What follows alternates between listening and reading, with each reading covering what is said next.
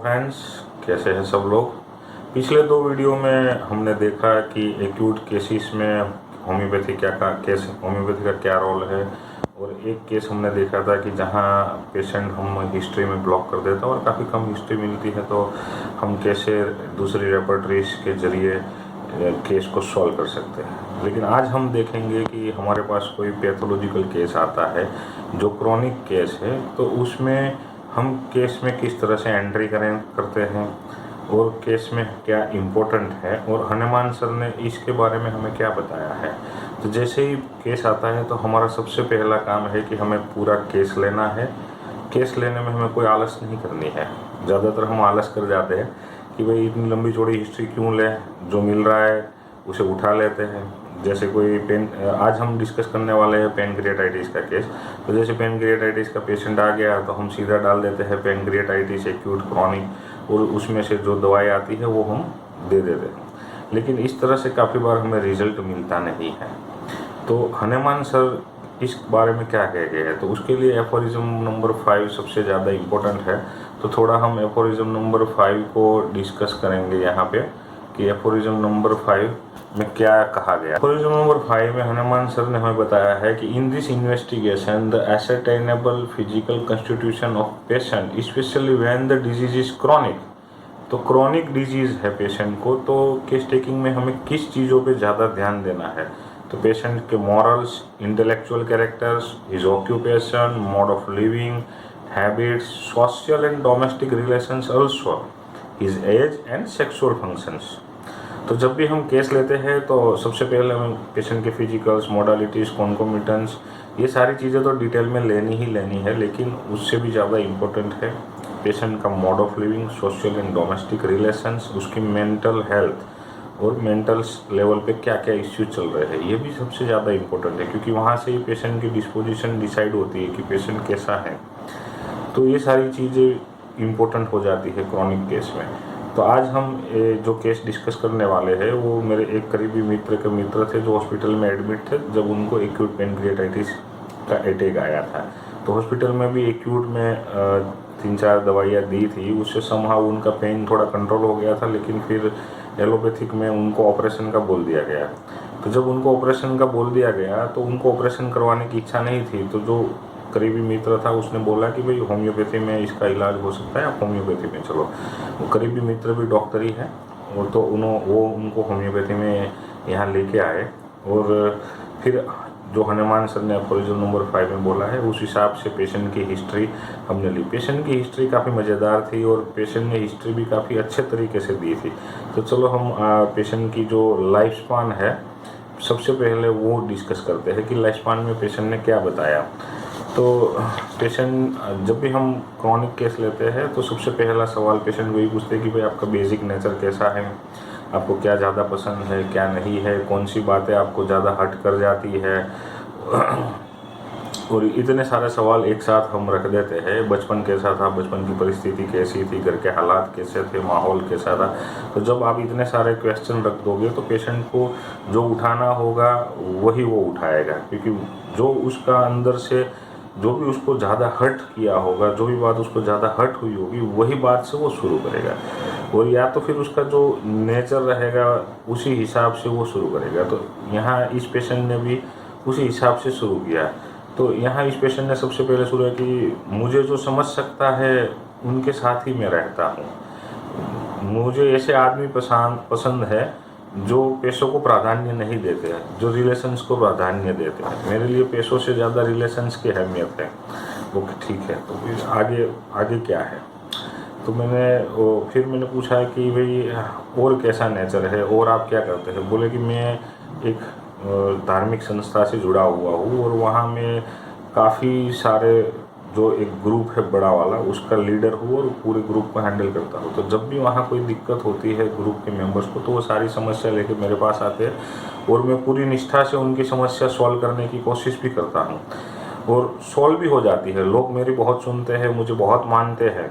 और एक बात ऐसी है डॉक्टर साहब कि आप बिलीव नहीं करोगे, लोग मेरे साथ अपनी कंपैरिजन करना बहुत पसंद करते हैं, लेकिन मैं अपनी कंपैरिजन किसी के साथ नहीं करता। अच्छा, हमने कहा ठीक है, चलो भाई ये भी बढ़िया बात है कि लोग आपके साथ कंपैरिजन करते हैं, अच्छी बात है, आपकी शख्सियत इतनी अच्छी रही है, ठीक है। और क्या है, और शादी हो चुकी है? हाँ, शादी हो चुकी है, तो ओके। तो शादी का कैसा है, शादी के बाद कैसा रहा? बोले कि शादी में भी ऐसा ही था डॉक्टर साहब कि मुझे मेरी पसंद की लड़की चाहिए थी, लड़की दिखने में थोड़ी अच्छी होनी चाहिए। और मैंने जब लड़के देखने गया था तो मैंने बहुत सारी लड़कियां देखी, फिर मुझे एक लड़की के साथ फिक्स हुआ। तब मैंने उसे बताया कि भाई देखो, आप जब मेरे घर पे आओगे तो वहाँ मेरे घर का माहौल धार्मिक है और उसी हिसाब से आपको रहना पड़ेगा। फिर आपकी वैसे आप और कोई बात नहीं चलेगी, इस हिसाब से आपको रहना है। कहा ठीक है। और घर में आपका कैसा है, मम्मी पापा के साथ, सबके साथ कैसा है? बोले कि सर घर में सब मेरी ही सुनते हैं, मैं जो कहता हूँ वही होता है। ज़्यादातर सब मेरी बात को काटते नहीं हैं, तो सब मेरे हिसाब से ही चलते हैं। और अगर मेरे हिसाब से नहीं चलते हैं तो फिर मुझे गुस्सा आ जाता है। ठीक है, ओके। अब घर पे जब ऐसा है कि सब अपने हिसाब से चलने चाहिए, तो क्या काम की जगह पे भी ऐसा ही है? तो हमने पूछा भी काम पे आपका कैसा नेचर है, काम में भी अगर आपको किसी ने कुछ बोल दिया, कुछ हो गया, तो आप क्या करते हो? बोले कि सर काम पे भी ऐसा ही है कि मैं अपने हिसाब से ही चलता हूँ। ठीक है, एक एग्ज़ाम्पल दीजिए। तो उन्होंने एक एग्ज़ाम्पल दिया कि मैं पहले एक कंपनी में था, वहाँ पे मैनेजर ने मुझे बिना बात के डांट दिया था, तो मुझे बुरा लग गया था। तो जब मैंने मैनेजर को बोल दिया कि मैं भाई रेजिग्नेशन दे के जा रहा हूँ, और मैंने रेजिग्नेशन दे के वहाँ से निकल गया। फिर थोड़े दिनों बाद मैनेजर ने मुझे बुलाया और कहा कि भाई आपको तो दूसरी कंपनी में जॉब मिल जाएगी, लेकिन हमको आपके जैसा आदमी दोबारा नहीं मिलेगा, तो आप दोबारा ज्वाइंट कर लीजिए।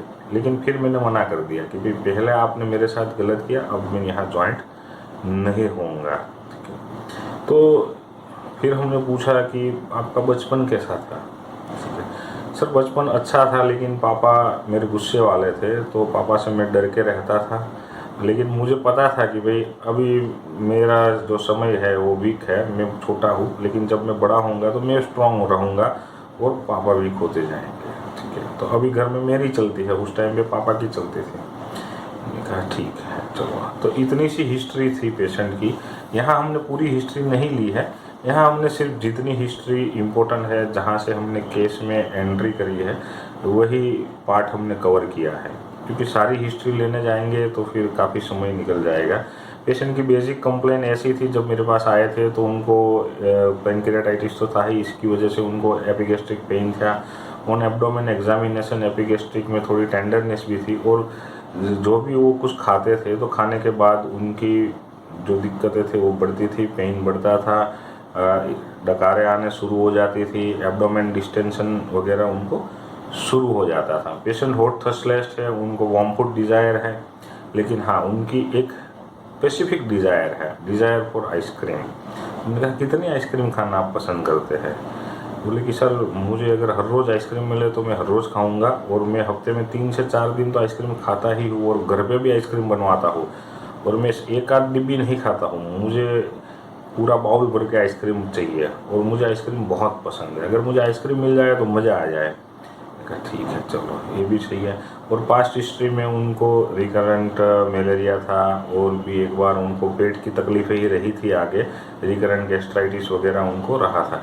तो इस हमारे पास इतनी हिस्ट्री है क्रोनिक केस में, हमें लाइफ स्पान भी अच्छा मिला है, पेशेंट का डिस्पोजिशन भी अच्छा मिला है, सब चीज़ें अच्छी मिली है। तो अब इसमें से हमें क्या लेना चाहिए, ये ज़्यादा इम्पोर्टेंट है। तो जैसे पेशेंट का जो बात करने का तरीका था वो भी काफ़ी मज़ेदार था। ना मुँह चेहरे पे कोई स्माइल थी, ना कोई एक्सप्रेशन उतने ज़्यादा आ रहे थे। जैसे एक ऐसा था कि मैं कुछ हूँ और मेरी अहमियत ज़्यादा है। तो जब भी पेशेंट इस तरीके से बात करता है तो हम उसमें हम एक ऑब्जर्वेटरी रूब्रिक लेते हैं, हॉटी। हॉटी मीन्स एरोगेंट, एक एरोगेंसी बिहेवियर में दिखती है। एक जैसे कि आपने सिंघम मूवी देखी है जिसमें जयकांत सिखरे है, तो आप उसको हॉटी, अच्छे से अच्छा हॉटी बोल सकते हो उसको, कि कुछ भी करने का जयकांत सिखरे का ईगो नहीं हट करने का। तो ये समझ लो कि जो भी हॉटी पेशेंट है वो सारे जयकांत सिखरे हैं। तो इसमें से हमने एक ऑब्जर्वेटरी रूब्रिक हॉटी लिया था। और दूसरा पेशेंट सबसे ज़्यादा क्या था कि मेरे हिसाब से सब चलनी चाहिए, अगर मेरे हिसाब से नहीं चलते तो मुझे गुस्सा आ जाता। तो उसमें से हमने एक डिक्टेटोरियल लिया था। डिक्टेटर कैसा होता है कि दूसरों के ऊपर रूल करता है, सबको अपने हिसाब से चलाता है। तो एक डिक्टेटर लिया था और उनकी बातें कैसी थी कि वो कुछ है, मैं कुछ हूँ, मैं लीडर हूँ, मैं ये करता हूँ, मैं लोग मेरे साथ कंपैरिजन करना पसंद करते हैं। मैनेजर ने कहा कि भाई आपका जैसा लोग आप जैसा व्यक्ति हमें दोबारा नहीं मिलेगा। तो वो क्या है, एक ग्रेटनेस, आई एम ग्रेट। तो इसमें से हमने डिल्यूजन ग्रेट ही ईज लिया था और ये सारी चीज़ें लेके हमने, और 3-4 दवाएं आ रही थी जैसे कोला, लाइकोस, सल्फर और काली वगैरह ऐसी आ रही थी। तो पेशेंट हम क्या करते हैं, रूल आउट करने में लगे जाते हैं कि भाई ये नहीं है, ये नहीं है, तो ये दवाई नहीं आएगी। जैसे पाम हॉट नहीं है तो सल्फ़र नहीं आएगी, या बोस्टिंग नहीं है तो सल्फ़र नहीं आएगी, लाइको में वार्म फूड डिज़ायर नहीं है तो लाइको नहीं देंगे, और काली में क्वारलिंग नहीं है तो नहीं देंगे। लेकिन हमें पहले ये देखना है कि कौन सी मेडिसिन इंडिकेट कर रही है, कौन सी मेडिसिन ज़्यादा पेशेंट से मैच कर रही है। चलो सल्फर में बोस्टिंग होता है, लेकिन यहाँ बोस्टिंग नहीं था, उनका वो सच में लीडर तो थे ही नहीं, लेकिन जो बात करने का तरीका था वो क्या था कि आई एम द ग्रेट, इसलिए डिल्यूजन ग्रेट लिया है। तो यहाँ वो काम तो कर ही रहे हैं, ठीक है। तो सल्फर तो वैसे ही निकल जाती है। तो पेशेंट को हमने लाइकोपोडियम दी थी और लाइकोपोडियम से काफ़ी अच्छा रिजल्ट मिला। जैसे 4-1 महीने में उनकी रिपोर्ट भी नॉर्मल आ गई। रिपोर्ट वीडियो के आगे रखी है, जो आप सबने देखी ही है। तो फ्रेंड्स, ये एक क्रॉनिक केस था। क्रॉनिक केस में हमें कैसे जाना है, क्या करना है, वो हमने देखा। और फाइनल डिफरेंशिएशन जो हम करते हैं वो हमें डिस्पोजिशन के आधार पर करना है। एफोरिज्म नंबर 211 में हनुमान सर ने लिखा है कि disposition often determine the selected remedy, chiefly selected remedy. तो जो डिस्पोजिशन है वो जो लास्ट में टोटलिटी ऑफ सिम्टम्स के आखिर में जो ग्रुप ऑफ रेमेडीज आती है, उसमें से डिस्पोजिशन के ज़रिए हम फाइनल रेमेडी निकाल सकते हैं। और यही हमें करना है जो हनुमान सर हमें बोल के गए हैं, ठीक है। Okay friends, I hope you like it and enjoy it. Thank you very much for listening me. Thank you.